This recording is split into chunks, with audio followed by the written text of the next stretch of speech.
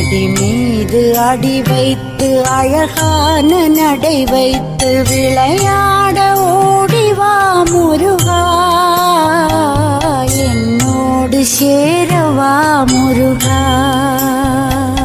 உன்னோடு சாய்ந்தாட உடலிங்கு தள்ளாட உயிர் மெல்ல ஏங்குதே குமரா, உன்னை காணும் ஆசைத்தான் குறைவா.